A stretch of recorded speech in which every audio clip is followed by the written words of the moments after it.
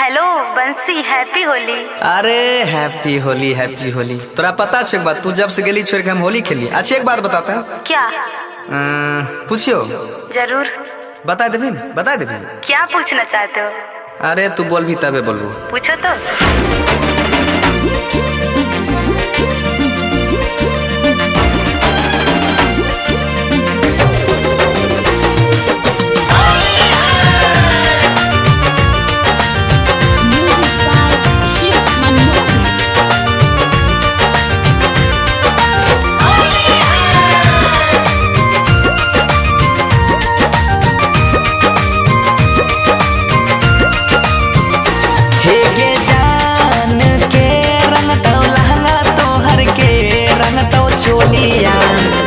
कारा से खेला में तू होलिया गे जान, हे गई जान के रंग तो लहंगा तो हर के रंग तो चोलिया के कारा से खेला में तू होलिया गे जान।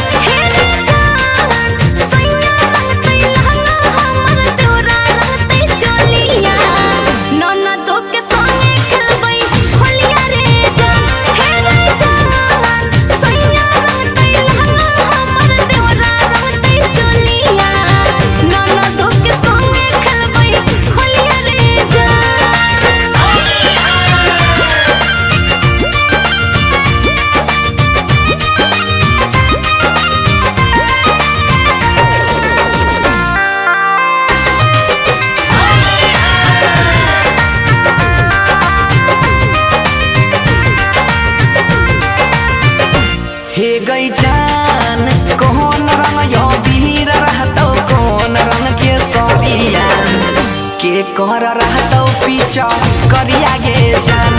हे गई जान कौन रंग यो वीर रहतो, कौन रंग के सरिया के कर रहतो पीछा करिया गे जान।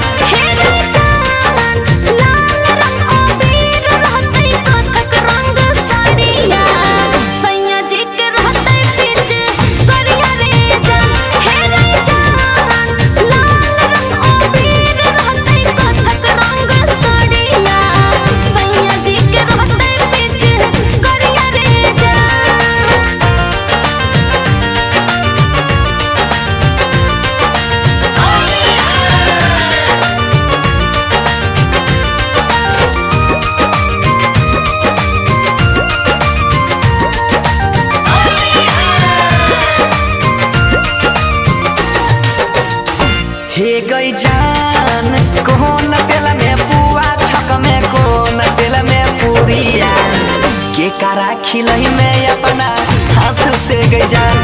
हे गई जान कौन तेल से पुआ छक में, कौन तेल से पूरिया